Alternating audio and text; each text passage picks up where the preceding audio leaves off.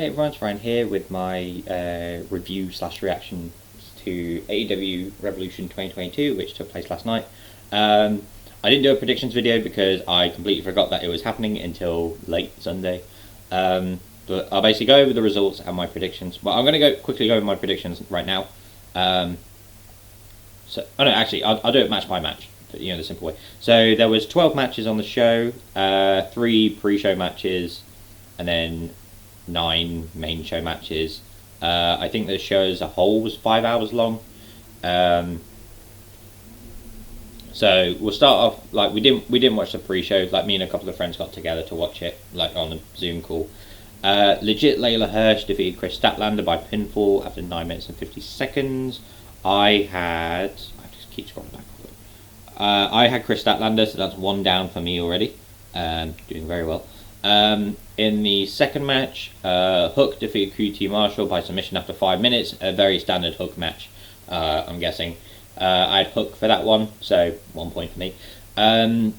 House of Black, that's Malachi Black, Brody King, and Buddy Matthews defeated the Death Triangle. That's Pac, Penta, and Eric Redbeard, formerly known as Eric Rowan, in 17 minutes and 20 seconds. I also had House of Black for that one, so I've got 2 out of 3, so that's not too bad. First match of the night is Eddie Kingston versus Chris Jericho. So this match is basically, I guess it's sort of about respect. Essentially, Chris Jericho and the Inner Circle sort of disbanding, essentially, because essentially the new LAX in a way, which was Santana and Ortiz. Basically, Kingston's their actual friend, and basically he convinced them that Jericho's just holding them back. Essentially, it's how many times have you gone for the tag titles only to have to help Chris Jericho or something? So basically that's what this has been about. Kingston, after 30 minutes and 40 seconds, makes Chris Jericho tap out with a arm submission. I think he basically wraps one arm around his leg, grabs the other one, basically just starts yanking it back like that. Eventually Jericho taps out. Goes to shake his hand afterwards, and Jericho says no and walks off. So I did have Eddie Kingston for that one, so now I'm up for 3. The next match is a triple threat tag team match for the AEW World Tag Team Championships. Jurassic Express, that's Jungle Boy and Luchasaurus, defending against Red Dragon, which is Bobby Fish and Kyle O'Reilly, and the Young Bucks, which is Nick and Matt Jackson. Pretty much what you expect from a Young Bucks match. Just a lot of high flying moves, a lot of just constantly dive, kick, blah blah blah. It's a trope that people kind of expect with the Young Bucks match. I'm fine with their work, but it's sort of if you've seen a couple of their matches, then you know what to expect with every other match, and it still had great moments. There's one where Luchasaurus does Jungle Boy, so basically he uses one of the Jacksons as a platform to then hit the Frankensteiner on the other one, and as he rolls through, grabs the second one into a German suplex. And then Luchasaurus does this move where it's like a power bomb, and he basically flips him up like that, and then Jungle Boy catches him for the finish at the end. Just a lot of back and forth. The whole the story that was bound to play out is Red Dragon and Young Bucks are going to fall out with each other. They had this agreement because they're friends with Adam Cole and Adam Page, and then they all fall out, and then Jungle Boy and Luchasaurus take advantage of that. Eventually, Jurassic Express do get the win. Again, it comes down to Red Dragon and Young Bucks going, well, you stop me from getting the pin, and you stop me from getting the pin, and blah blah, and all this stuff. It was a very fun tag match. I was kind of very worried that, especially with this first hour, that they might have burnt out the crowd. The crowd actually did very well to stay in it. Unfortunately, there were a couple of matches where they did go quiet, but I think they did win them back around eventually. It is the downside for some pay-per-views, WrestleMania has the same thing as well, where you put so many matches on and so much good stuff early that by the time you get to the actual world title matches, people are just oh my god, just end already, essentially. Next match is the Face of the Revolution ladder match for a future AEW TNT Championship match, which is basically the brass ring match, which, shot at WWE number 300 whatever of their 3 years. I know they had it last year as well. But it's funny because basically it just looks like a giant Sonic ring. So in this match, the competitors are Wardlow, Keith Lee, Orange Cassidy, Powerhouse Hobbs, Ricky Starks, and Christian Cage. It's great because at the start you've got Wardlow, Keith Lee, Powerhouse Hobbs, just 3 massive men, Orange Cassidy just stands in the middle, starts doing his like little sloth kicks, and they're all just like looking like what. Eventually, like tricks them into hitting each other. A lot of like this is really shows off like Wardlow, Powerhouse Hobbs, and Keith Lee as like, even though they're big, powerful men, they're really fast and agile as well. There's some like really great moments in this, like some dives to the outside. Unfortunately, at one point my Wi-Fi gets cut out, and I'm blaming Danhausen for this one, because Danhausen shows up whilst I think Ricky Starks is on the ladder. He comes in, does his little cursing, and then that's when my Wi-Fi drops. So unfortunately, I missed the ending of the match because of that. So thanks, Danhausen. Eventually, Wardlow wins, so he gets a future TNT title shot. It's sort of like having Wardlow win. Like I originally had, I went for Keith Lee because I thought with him recently coming in, they might try and elevate him. As their little dig at WWE, saying, look, we can elevate him, we can treat him better than you did, essentially. Like when it comes to like saying that WWE misbooked someone, I would rather that people say main roster WWE misbooked them, because NXT was great for them. Like NXT really showcased them. Then they go to the main roster, and then that's where it goes wrong. You can tell by the two different management as to who actually cares about wrestling and who doesn't. Whereas can't really say the same now with NXT 2.0, because now it's the same people as the main roster, and you can see the state of that. It plays into Wardlow having his own rise. They're teasing the whole MJF Wardlow breakup, similar to Triple H and Batista between 2003 2005. When they keep hinting that Batista's going to be his own man, like maybe Batista's actually better than Triple H. Basically, that's what they're going with Wardlow right now. I'm fine with Wardlow winning, because, like I said, it plays the story of Wardlow's on this elevation to this new, in a way, face of the Revolution, I guess. Whether he wins the TNT title, I don't know. We'll have to see. Something later probably plays into that, which I'll get into later. This was a really fun ladder match from what I was able to watch of it. Next is a singles match for the AEW TBS Championship. That's Jade Cargill defending against Ty Conti. This one lasts like 6 minutes 50 seconds. Eventually Cargill gets the win.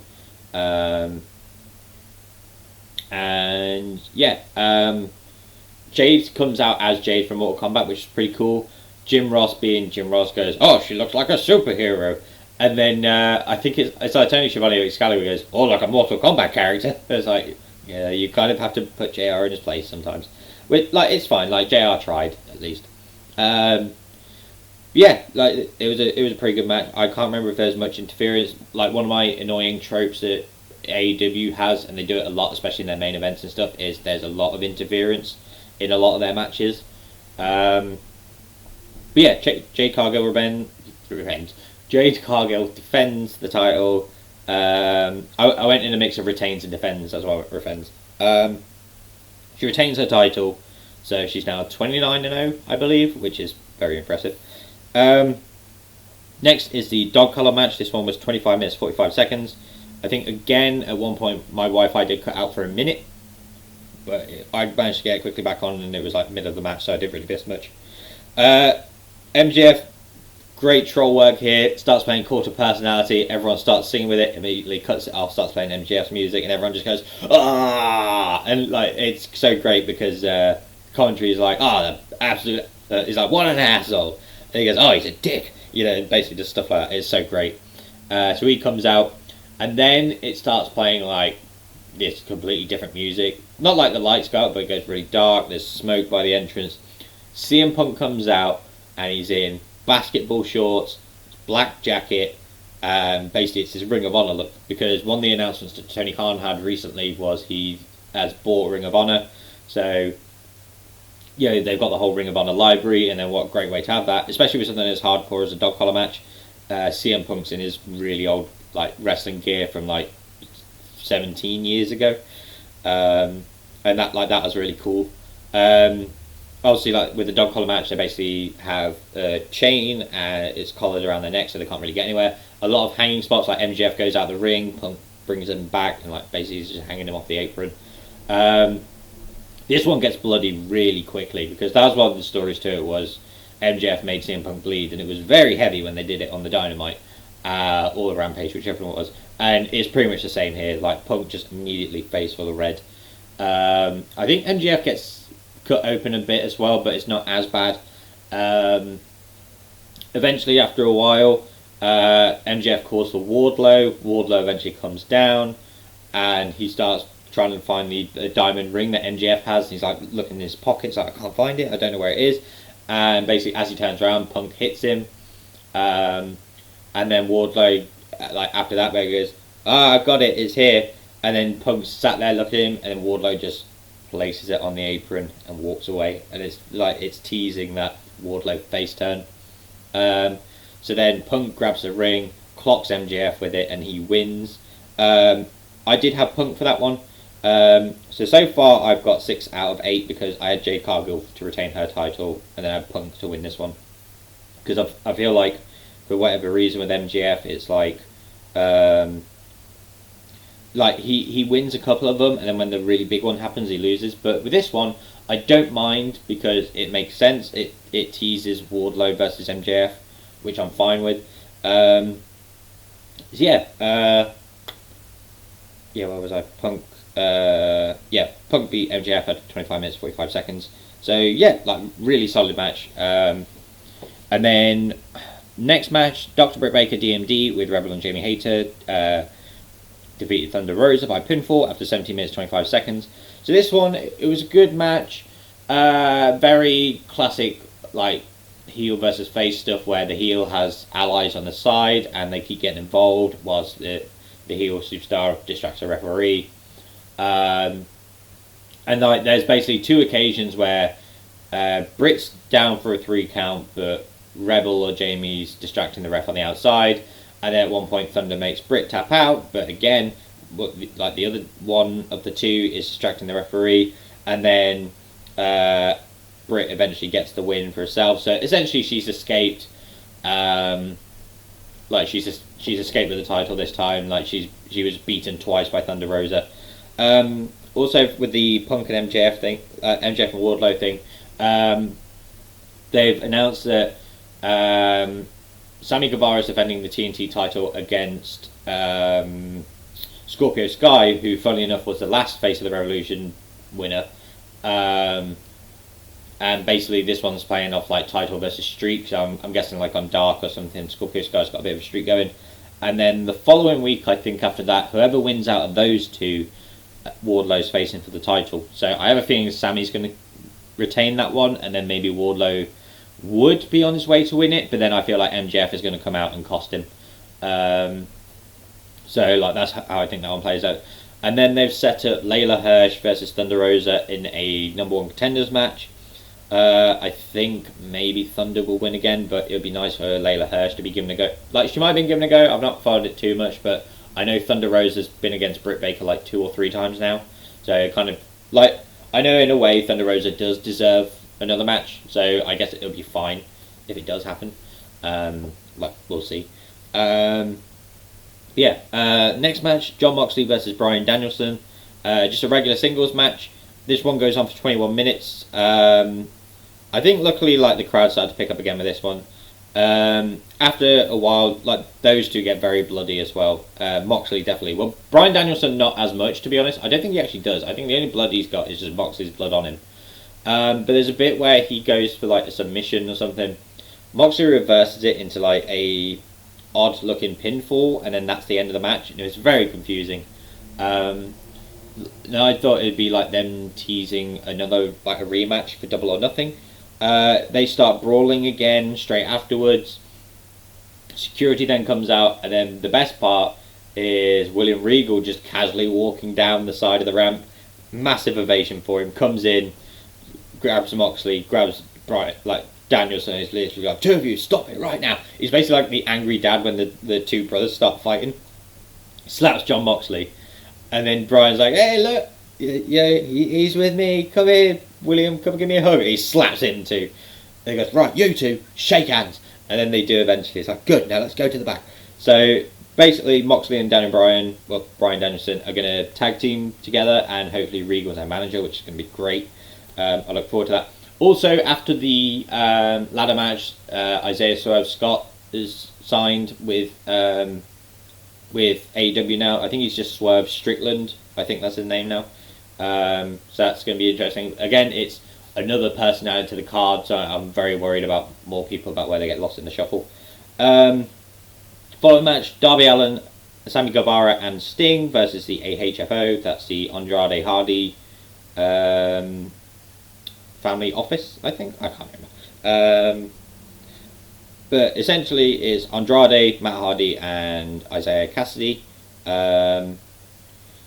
It's immediately brawls to the outside. Everyone goes everywhere. There's a lot of table spots. There's a very worrying one with Sammy Guevara and Isaiah Cassidy, because the table just, like, instead of like softening the blow, the table just goes down straight away. Like, so there's 2 tables set up. They do a Spanish fly off the stage. Like, basically there's like these giant structures on the stage. They do it off one of them. They clock the furthest one. I feel like Isaiah hits the back of his head on the second one, but then the first one just drops straight down. It doesn't do that, like, when the tables do that. It doesn't do that. It just goes, like, straight down to the floor. So he's getting looked at. Sammy's out for the rest of the match.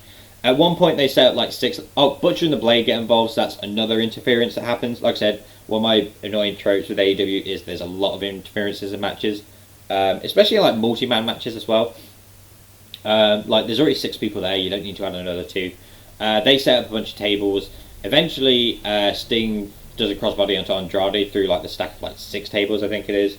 Eventually, Darby Allin hits a coffin drop on Matt Hardy. Well, he's meant to, but Matt Hardy, for whatever reason, like, they botched the ending, unfortunately. So he does it, but then Matt Hardy puts his shoulder up like that, so then Darby hits there. Like, he doesn't hit Matt Hardy, he hits next to him. And then eventually they just have to fall over into a pinfall, and then that's the end of the match. There's a bit earlier in the night where Kingston moves over, so then Jericho can hit the Lion Salt, which is fine. Like, I don't mind when people do that, because it's, he's making the landing safer for Jericho. The last thing that Kingston wants is to be kneed in the head from like misplacement. So if they slightly move themselves over, I'm not going to be like, oh, well, that was stupid, why would you do that? Because, you've got to protect your competitors. But the fact that Matt Hardy puts his shoulder up to avoid the coffin drop, and then they play it off as, oh, he hits it, it's like, oh dear. I did have, I forgot to mention for the other ones, I had Britt Baker, John Moxley, and I did have Team Sting to win. So far, I believe I'm 8 for 10. I'm 9 for 11, I believe. And then the final match, Hangman Adam Page versus Adam Cole in singles match for AEW World Championship. Adam Cole comes out. He's got this, like, the halo, the 117, just this giant armor piece on, which is pretty cool. Hangman comes out and he's in this very interesting looking outfit. He's got like these rainbow tassels on them. It's like black with a bit of white, I think, and then like I say, he's just got tassels on him. It was very good back and forth. I think a lot of the crowd was burned out in this one. Because it was in Adam Cole's hometown, and then there's Adam Page, who's not been the strongest world champion right now. Everyone was sort of like in favour of Adam Cole. I mean, the best part is like the crowd was chanting "Let's go, Adam," and obviously that can apply to both of them. And then after a while, Young Bucks and Red Dragon get involved because interferences have to happen, and then Dark Order come down, and then there's a giant scrap, and then that goes to the back. Also, another trope that I don't like is everyone kicking out of everyone's finishes, especially multiple of them, and so many super kicks. Like, Young Bucks do so many super kicks. Like, Luchasaurus does super kicks, Jungle Boy does super kicks, Sammy Guevara does super kicks, Adam Page does super kicks, Adam Cole does super kicks. And there's one bit where there's literally like 8 super kicks in a row. It's like Cole hits a Panama Sunrise immediately into the last caller. It's called the Boom now. Adam kicks out. You have all this stuff happen. This is like 20 minutes in, and he still kicks out. And it's like, for God's sake, it's like, I feel like some matches are just prolonged for the sake of it. Eventually, Adam does win. He does hit the boom himself and then takes it into a buckshot lariat to win. Yeah, it's good that Adam Page retained. I guess in a way it makes him look strong because he withstood all that and then still came out on top. And yeah, I did have Adam Page to retain, so I believe I've got 10 out of 12 for the night, so I'm pretty happy with that. Yeah, also, oh god, I was going to go back to something and I forgot now. No, I think that's it. I was trying to remember if there was something that I missed out, but I think everything's fine there. So basically, the winners for the matches were Legit Layla Hirsch, Hook, House of Black, Eddie Kingston, Jurassic Express, Wardlow, Jade Cargill, CM Punk, Dr. Britt Baker, John Moxley, Darby Allin's team, and Hangman Adam Page, which I believe I got 10. Like I said, I think I got 10 out of 12. So I had Hangman Page, Britt Baker, Jade Cargill, John Moxley, Eddie Kingston, CM Punk, Jurassic Express. I did have Keith Lee to win, which didn't happen. I also had Chris Statlander to win, which didn't happen. But I did have House of Black, Hook, and then Sammy Guevara's team. So 10 out of 12 is not too bad. I'm quite happy with that. But yeah, very good show. It did finish at 5 in the morning, so I was very tired afterwards. Like I said, apart from like the multiple interferences and the constant kickouts of everything, like a lot of those matches were a lot longer than they needed to be. Like I said, CM Punk MJF was 25 minutes 45. Hangman Adam Page and Adam Cole was 25 minutes 45. The tag team match was 80 minutes 55, which is fine. But again, there's just a lot of the same moves. Like the super kicks, there's way too many super kicks. It's like imagine like Shawn Michaels, like his finishes the Sweet Chin Music, but then everyone around him just kept doing super kicks. So it's like, so what makes his so special? But yeah, like other than that, like other than those little things, another very solid show by AEW. They do very well as to only have like 4 or 5 pay-per-views. Like WWE do seriously need to cut down on their pay-per-views. I feel like if they get rid of their themed ones, then they're fine. So let's say like if they had 5, you have Royal Rumble, WrestleMania, Money in the Bank, SummerSlam. You could probably even get rid of Survivor Series, to be honest, because there's really like, unless they change it to like cross-branded teams and there's something in it for them, there's really no point of Survivor Series because the whole brand loyalty thing goes out the, like, basically doesn't matter when basically the teams that are representing each brand, the person's only been on the brand for like 2 weeks. So but yeah, AEW Revolution, very, very solid show. Was very fun to watch. I kind of wish my Wi-Fi didn't cut out a few times during it, but what can I do? It's the Wi-Fi. Yeah, like another good show by AEW. I'm very excited to see what happens with Wardlow. Who will be the next challenger for Adam Page? Not sure yet. They've got plenty of people they can go with. I feel like John Moxley and Bryan Danielson will probably be challenging Jurassic Express at Double or Nothing. And yeah, we'll just see what happens with every other match. But thank you for watching this, and I hope you did enjoy AEW Revolution if you watched it. Yeah, that's going to be the end of the video. Thank you for watching, and I'll see you in the next one.